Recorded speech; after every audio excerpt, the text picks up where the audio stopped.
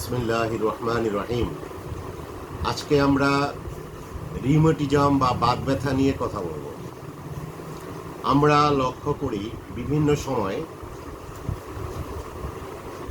ঘাড়ে ব্যথা হয়, দুই পাশে দুই হাতের যে জোড়ালি সন্ধি এখানে অর্থাৎ শোল্ডার্স পেইন হয়। কারো কারো দেখা যায় পায়ের নিচে একেবারে গোড়ালিতে, যেটাকে আমরা কাপ মাসেলস বলছি, কাপ মাসেলসে পেইন হয়। কারো কারো দেখা যায় পায়ের একেবারে তালুতে নিচে গিয়ে পেইন হয়। কারো তার চেয়ে একটু উপরে হাঁটুটা ফুলে যায়, হাঁটুতে ব্যথা হয়, যেটাকে মেডিকেল টার্মসে সাইনোভাইটিস বলা হয়, হাঁটুর বাত বা হাঁটুর ব্যথা।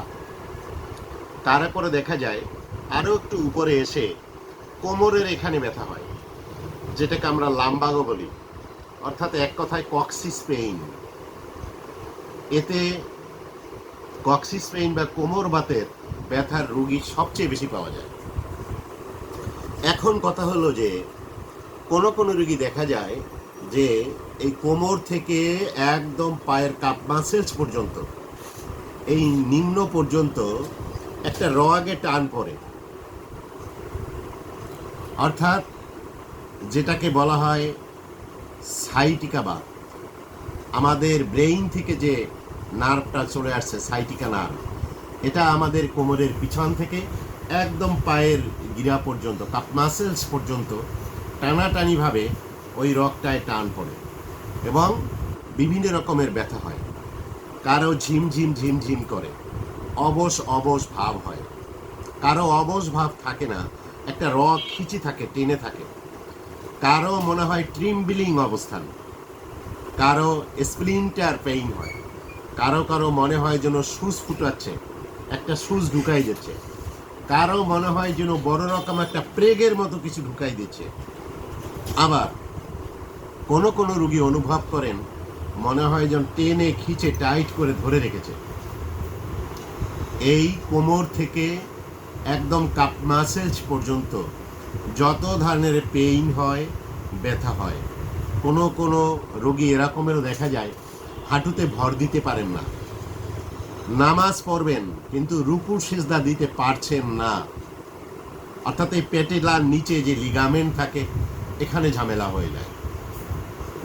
এরপর আমরা আসি সেখান থেকে একটু উপরে, কক্সিস থেকে একটু উপরে, যেটাকে লাম্বার স্যাক্রাল স্পিন বলা হয়, যেটা লাম্বার স্কেল, স্কেল 1, 3, 2, 5, 4, এগুলোর যে কোনো একটা ডিস্ক ফাঁকা হয়ে যেতে পারে, একটার উপর একটা উঠে যেতে পারে, যেটাকে আমরা বলি লাম্বার স্পন্ডিলাইটিস, অথবা সার্ভিক্যাল স্পেইনে ঝামেলা হতে পারে, অথবা তার উপরে ড্রসাল স্পেইনে এসে ঝামেলা হতে পারে, কারো করে শোল্ডার্সে এসে সমস্যা হয়, কারো কোনইতে সমস্যা হয়, কারো এই যে আমাদের রিস্ট এই জয়েন্টে এসে সমস্যাটা হয়, এই হাতের কবজির জয়েন্টে, কারো কারো শুধু এই উপরের পাতাটা এসে ব্যথা হয়, কারো কারো দেখা যায় এই যে ছোট ছোট ছোট ছোট গিটা আছে, স্মল জয়েন্ট, এই ছোট ছোট ক্ষুদ্র ক্ষুদ্র জয়েন্টে বা স্মল জয়েন্টে প্রচুর পেইন হয়, অল বডিতে পেইন হয়। এখন বিষয় হলো সবগুলোই বাত ব্যথার একটা ধরন, কিন্তু মজার বিষয় হলো ভিন্ন ভিন্নতা লক্ষ্য করা যায়।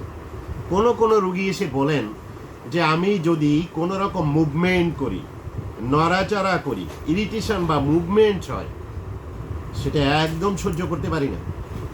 বিছনায় শুয়ে পড়ে থাকলে বা চুপচাপ থাকলে পড়ে তাহলে দেখা যায় অনেকটা আরাম লাগে।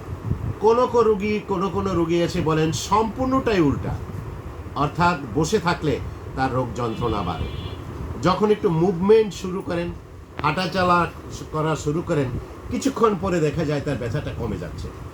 এক কথায় কাজের ভিতর যখন থাকেন, মুভমেন্টের মধ্যে যখন থাকেন, এই মুভমেন্ট অবস্থায় তার ব্যথাটা কমে যায়, আরাম লাগে। কোনো কোনো রোগী বিশেষ করে পায়ের ব্যথায় অথবা শরীর যে কোনো জায়গায় গরম সেক দিলে খুব আরাম অনুভব করে। কোনো কোনো রোগী একটু চেপে দিলে খুব আরাম বোধ করে। কোনো কোনো রোগী টাইট করে যদি একটা কিছু দিয়ে বেঁধে দেওয়া হয় তাহলে আরাম বোধ করে। আবার ঠিক উল্টো কোনো কোনো রোগী দেখা যায় যে যদি ঠান্ডা পানি ব্যবহার করা হয় তাহলে উনি রিল্যাক্স পান, আরাম পান। তো সেক্ষেত্রে বন্ধুগণ, অবশ্যই যেহেতু সিমটম, সাইন এবং সিমটমগুলো ভিন্ন ভিন্ন, রোগ এক হলেও ভিন্ন ভিন্নতার কারণে ঔষধ কিন্তু চেঞ্জ হয়ে যায়। এটাই যৌক্তিক, এটাই সায়েন্স।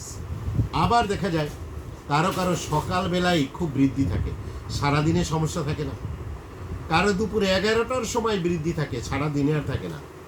কারো কারো দেখা যায় বিকাল 4টা থেকে রাত 9টা, এর মাঝেই বাড়াবাড়িটা বেশি হয়, এরপর অন্য অন্য সময় কমে যায়। কারো কারো দেখা যায় রাত শুরু হলেই ব্যথার শুরু হয়, সারাটা রাত যন্ত্রণায় ভোগ করেন, রাত শেষ ব্যথা যন্ত্রণাও শেষ। কোনো কোনো রুগী এসে এভাবে করে বলেন যে রাত যখন ঠিক দুপুর 12টা বাজে, অর্থাৎ দুপুর রাত্রি, তখনই আমার যত বাত কষ্ট, ব্যথা কষ্ট, এছাড়া অন্য সময় ব্যথাগুলো থাকে না। আবার কোনো রুগী এসে বলেন যে স্যার আমার ব্যথা হয়, কষ্ট হয়, কিন্তু সেটা রাত 2:30 থেকে 3টার দিকে, এছাড়া আর রাত 2:30 3টার পরে আর কোনো সময় এটা থাকে না। তাহলে আমরা কি লক্ষ্য করলাম? এক একজন রোগীর ব্যথা বেদনা, জয়েন্ট পেইন, অথবা যে রোগে যেটা টান পড়ে, আমরা যেটাকে সাইটিকা বাত বলি, রিউমেটিক আর্থ্রাইটিস বলি, ভিন্ন ভিন্ন এক একজনের এক এক লক্ষণ, এক একজনের এক একটা জিনিস খেলে বাড়ে, আবার ঠিক আর একজনে ওই জিনিসটা খেলে কমে। কেউ কেউ গরম সেক দিলে আরাম পায়, কেউ কেউ দেখা গেছে গরম সেক দিলে এটা বেড়ে যায়। আবার কোনো রোগী দেখা যায় ঠান্ডা পানি প্রয়োগ করলে আরাম বোধ করে। তো যে কারণেই আমাদের চিকিৎসায় ভিন্নতা আসবে। আর আমরা জানি ভিটামিন D3, ক্যালসিয়াম, এটার অভাবে অনেক সমস্যা আমাদের সমাজে দেখা যাচ্ছে।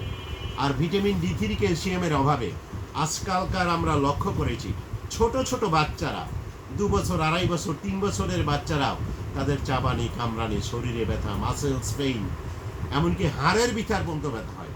কোনো কোনো রুগী এসে বলে যে স্যার আমার জয়েন্টেও ব্যথা নাই, মাসেলস বা মাংসেও কোনো ব্যথা নাই, জয়েন্টেও ব্যথা নাই, আমার ব্যথাটা শুধু হাড়ের মধ্যে, মনে হয় যেন হাড়টা ভেঙে যাবে। বিশেষ করে যখন চিকুনগুনিয়া রোগ হয় বা ডেঙ্গু রোগ হয়, তখন দেখা যায় হাড়ের ভিতর ব্যথাটা বেশি অনুভব করে। যে ধরনেরই ব্যথাটা হোক না কেন, এরপরে আরও একটু ডিপে আসি, যেটাকে আমরা নেক্রোসিস বলি, হাড়ের ক্ষয় শুরু হয়। আর এই হাড়ের ক্ষয় শুরু হলে পরে এই বন ডিস্ট্রয়, বডির যে কোনো জায়গায় হাড়ের যখন ডিস্ট্রয় দেখা যায়, তখন পেইন হয়, এবং সে পেইনগুলো হয়, ব্যথাগুলো হয় অনেক গভীরের। কত যন্ত্রণা, কত কষ্ট, কত ছটফটানি, কত বৃদ্ধ বাবা মায়ের এই কষ্ট আমরা চোখের সামনে দেখেছি। এবং আল্লাহর রহমতে, আল্লাহর কাছে শুকরিয়া হলো, ধৈর্য ধরে ট্রিটমেন্ট দেওয়ার মাধ্যমে, আন্তরিকতার সাথে সেবা দেওয়ার কারণে অধিকাংশ রোগী ভালো হয়ে যাচ্ছেন। অতএব আপনাদের কাছে বলবো, আমি যতটুকুন আজকে এখানে আলোচনার সুযোগ পেলাম, এরকম যদি কোনো সমস্যা দেখা দেয়, আপনাদেরকে আমি বিনয়ের সাথে অনুরোধ করব, আপনারা একজন হোমিওপ্যাথিক ডাক্তার দেখান। আপনারা একজন হোমিওপ্যাথিক রেজিস্টার্ড ডাক্তার, গণপন্থী বাংলাদেশ সরকার থেকে যাদেরকে রেজিস্ট্রেশন দেওয়া হয়েছে, এরকম একজন ডাক্তারের শরণাপন্ন হন। আমি আপনাদের সুস্বাস্থ্য কামনা করছি। আপনাদের সুস্বাস্থ্য কামনায় আমি ডাক্তার HM ইমরুল হাসান, প্রভাষক Maulana Azizur Rahman Nesarabadi homeopathic medical college ও হাসপাতাল, রাজাপুর, ঝালকাঠি। আমার chamber apex homeo hall, colony road, Bangla Bazar, popular diagnostic centre সংলগ্ন, বরিশাল সদর, বরিশাল। আপনাদের সকলের সুস্বাস্থ্য কামনায় এখানেই শেষ করছি। আসসালামু আলাইকুম ওয়া রাহমাতুল্লাহি ওয়া বারাকাতুহু।